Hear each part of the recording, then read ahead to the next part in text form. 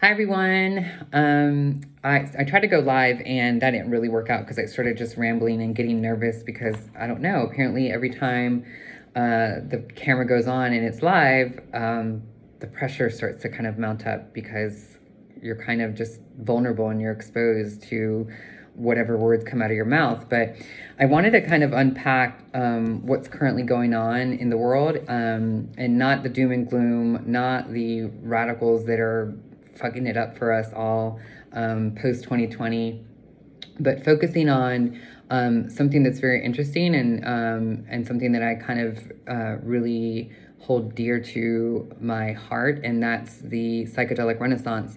And the reason why is because it's seen such exponential positive growth within the human psyche for the better, and it seems to create epigenetic neurogenesis for the better. Essentially, like, it helps evolve us in real time, creating more neuron pathways, so that it brings order to the complexity in the way we see ourselves.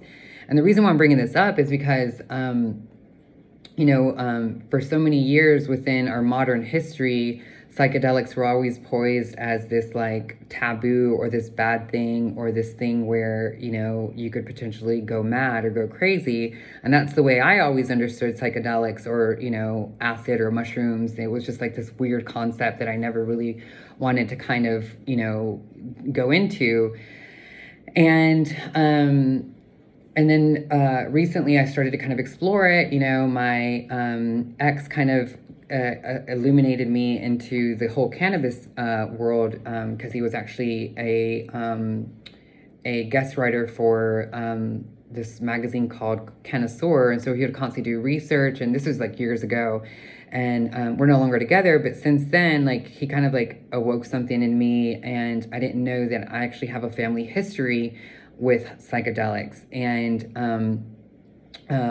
before I ever transitioned to become Melania, actually right before that, I was visiting family in Mexico, and this is in 2004, and I got really sick with hepatitis B. I was so sick that everyone was starting to get nervous because we were in rural Mexico in Guerrero, which is southwestern Mexico, and they would give me IV, they would give me everything, and it was just, they weren't really sure like what to do.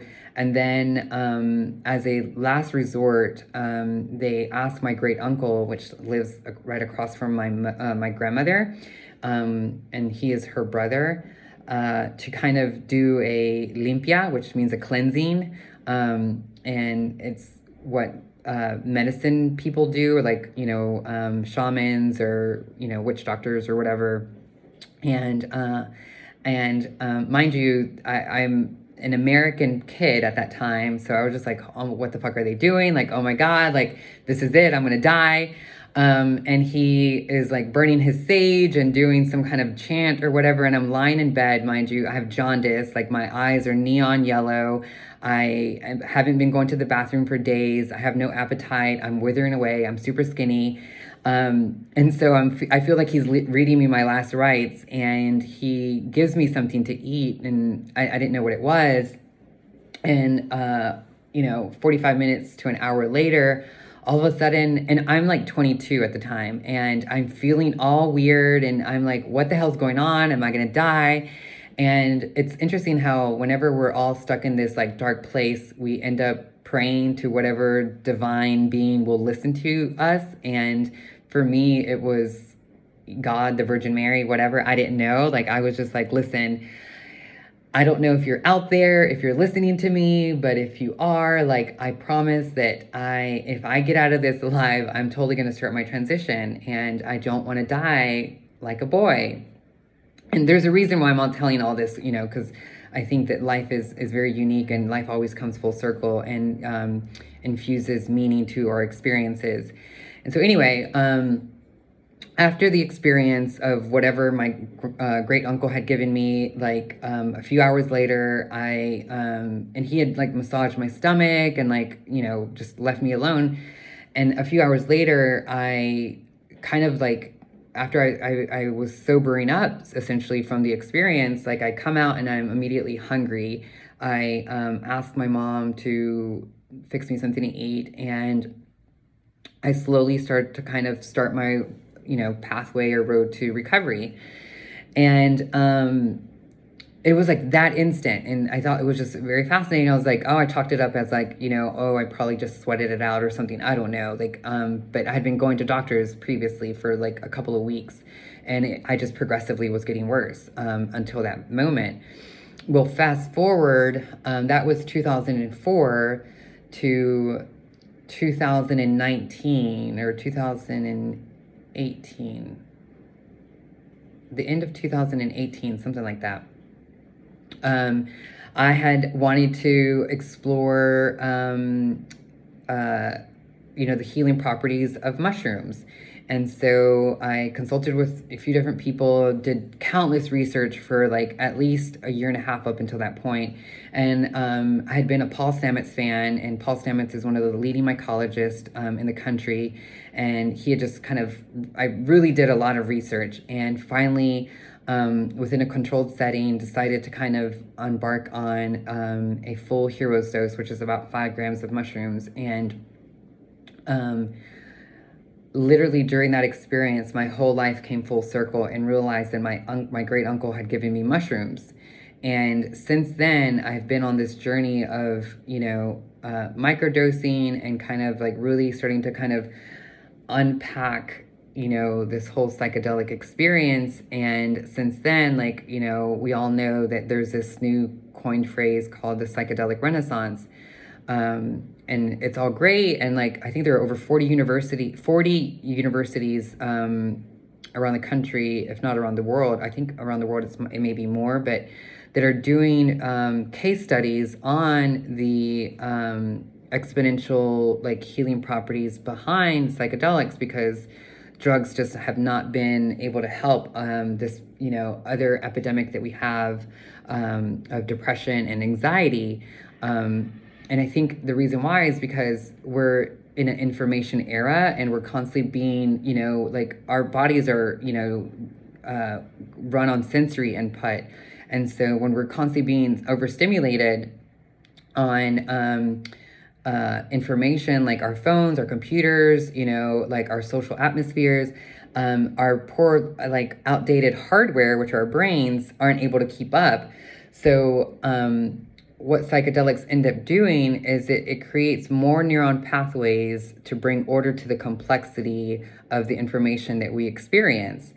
And I think all this is like so uber fascinating. And now fast forward, because I'm like, well, what does that mean? Like over time, like when more and more people start to integrate the right way, not just like, oh, I'm going to a music festival, let me like, pop some mushrooms and like, or some acid or whatever, and like just trip ass or whatever, or trip balls. No, I'm not talking about that. I'm talking about like a, closed setting, very intentional and responsible. What that would create to a society over time. And, I've pondered this, like what would happen. And so now fast forward to this past Friday, I started listening to this audiobook called The Immortality Key. And The Immortality Key is written by Brian Marescu.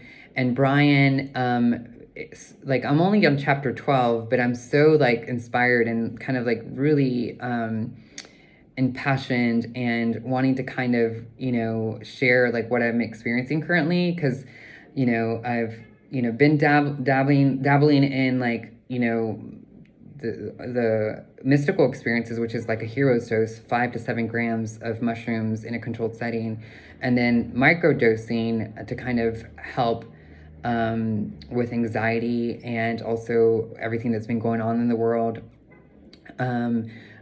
with micro PTSD. And I can really say that it's really helped a lot me personally, and I've also helped over 20 people kind of start microdosing, and they all share a common narrative, which is they feel better, they feel like they're doing better, and they're wanting to share it with loved ones. And so then I started to kind of listen to this audiobook by Brian, and he's unpacking this ancient religion with no name, and it's centered around Greece, right outside of Athens, at the Temple of Ulysses, and it's basically it's called, this temple would have this ritual every 2 years, or this pilgrimage where their follower, or their like this, these devotees would pilgrimage to this temple that were led by priestesses or women, and these women would brew this beer called kykeon, and this beer was infused with ingredients that would induce these people into a mystical state or an altered state, and no one would ever talk about the ingredients because it was sacrilege to kind of share these ingredients that would create this mystical experience. But essentially what it would do, it would, so Brian is kind of unpacking this in the book, and he kind of goes on this exploratory, excursion, meeting with different professors from different universities, as well as different authors, anthropologists, archaeologists from Greece, from Spain, and really trying to unlock this mystery that was pre-Christianity. And, most of us know that Greece was the birthing place of Western civilization. It's where democracy was born, so to speak, where every man is created equal, essentially.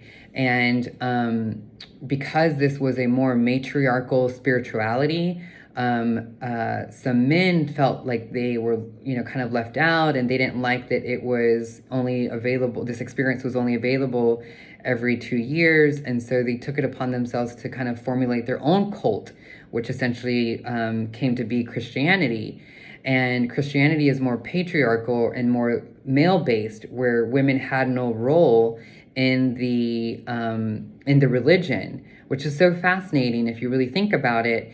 And now that we're in this era of women leaders, now present day, and now we have the psychedelic renaissance, it's interesting how this age of information is now converging and kind of all putting the pieces together and helping retell our history as a civil society, so to speak, where we really haven't been civil, because, with the unfolding of 2020 and the resurgence of us realizing that, listen, in America, things haven't, been civil because, Black Americans have been marginalized for decades from the very beginning, and we've kind of just put it on, brushed it under the rug and kind of just ignored the systemic racism that has been going on.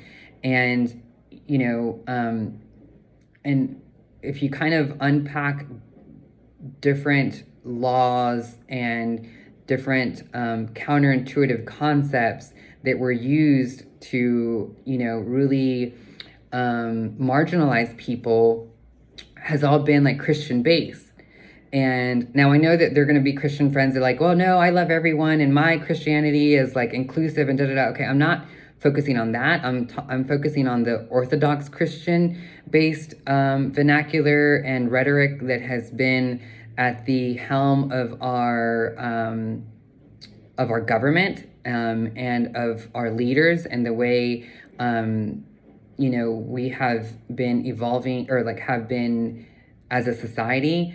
And so my question to you is, what do you think will happen in the next 5 to 10 years? And you don't need to research. I'm just kind of curious, now that we're experiencing the psychedelic renaissance, more information is starting to come together and put the pieces together on where we really kind of, where the Western civilization democratic concept was birthed, and how it was based on this Eleusinian mysteries of this psychedelic brew, where if you take it, you're enlightened, so to speak. The great mysteries revealed to you, where the non-physical is finally seen.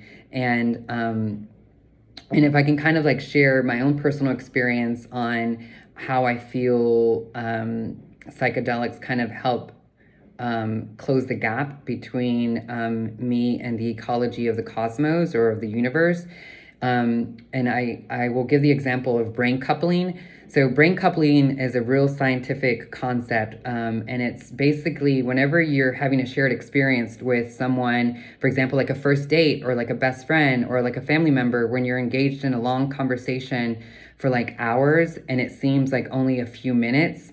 Well, your brain waves essentially sync up. And so you have a sense of selflessness, timelessness, information richness. So the acronym is STIR. And so you are induced into a flow state with this person. And so the acronym is STIR, I think, and it's selflessness, timelessness, and information richness. And so with psychedelics, because it opens up neuron pathways within your brain, your little antenna essentially turns into a satellite dish of receiving information. So you essentially brain couple with a cosmic frequency. And so that's what essentially creates the oneness.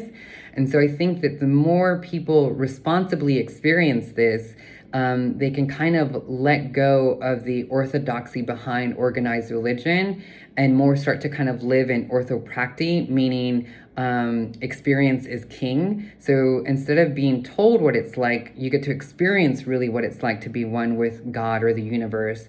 And so, again, so my question is, what do you think our society is going to look like and our government is going to look like when organized religion is finally put to the side and we actually can start to have ethical conversations on how to really push the needle of innovation and inclusivity and kind of get back to the ecology of being a human, which means that you're part of nature.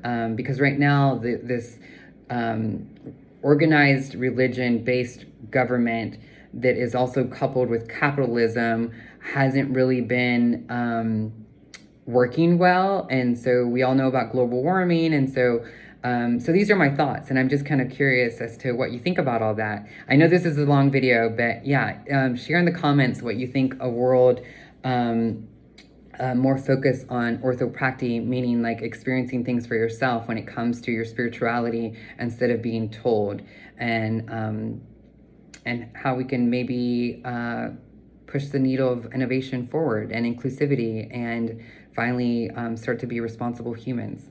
Anyways, that's it.